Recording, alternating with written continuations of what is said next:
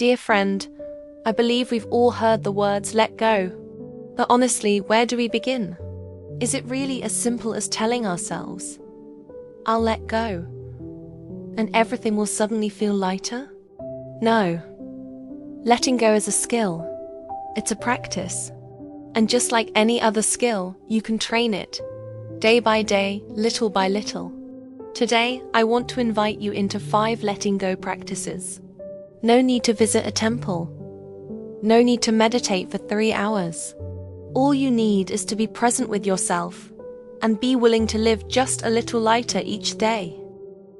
First practice. Let go of expectations toward others. Be honest.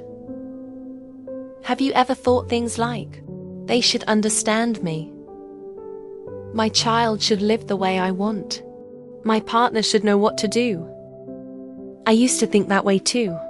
But one day an older friend of mine said, each person is their own book. Don't force them to write it according to your outline. You can love someone, care for them, but you cannot control the journey of their soul. Letting go of expectations doesn't mean indifference. It means giving the other person space to be their true self. And strangely enough, when you stop trying to make someone fit the mold you imagined, they often become closer, more endearing, more real. Second practice. Let go of the past so the present can breathe. Have you ever lived as if dragging a heavy suitcase behind you? A painful word someone said long ago. A mistake you deeply regret. A goodbye that never got a final word. I asked her just one question. Who are you living with? The past or your present self? You don't need to forget, but you can choose to stop reopening the same wound every day. Only when you set the past down will your hands be free to embrace the present. Third practice. Let go of controlling the outcome. Whatever we do, we want to win.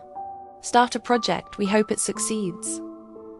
Love someone, we want it to lead somewhere. Cook a meal, we hope it gets praised. But really, is anything in life ever 100% certain? There was a time I poured an entire year's effort into a program.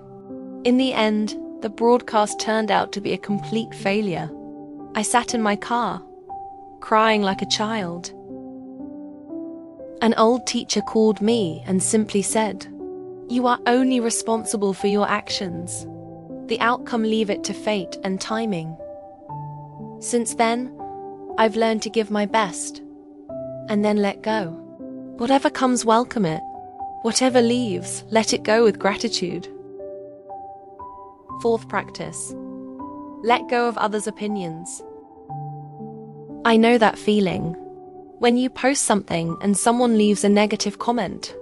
When you choose to live a little differently and they say you're weird. When you do what you love and someone scoffs at you. But do you know this? No one truly understands you completely.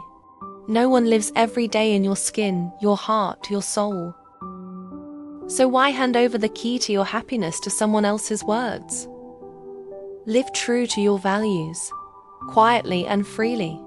The silence within you, that is the voice most worth listening to. Fifth practice. Let go of the perfect ideal of yourself. You don't have to be the perfect mother. You don't have to be strong all the time. You don't have to be constantly positive.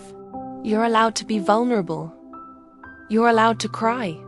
You're allowed to make mistakes. I want you to remember one thing. You don't need to prove your worth by being perfect. You just need to be honest with yourself each day. Let go of the shadow that society has placed on you. Don't live by someone else's script. Living by the true rhythm of your own heart is more than enough. Letting go doesn't mean disappearing. Letting go means returning to yourself. Returning the past to the past. Returning the future to the future. Only the present remains the only place where life truly happens. And you know what? Right now, in this very moment, If you gently exhale and release even just one fear, that is a letting go. That is a homecoming. Leave a comment below this video. What are you ready to let go of today? And if this video touched you, I invite you to come back so together we can continue the journey of living lightly, deeply, and authentically.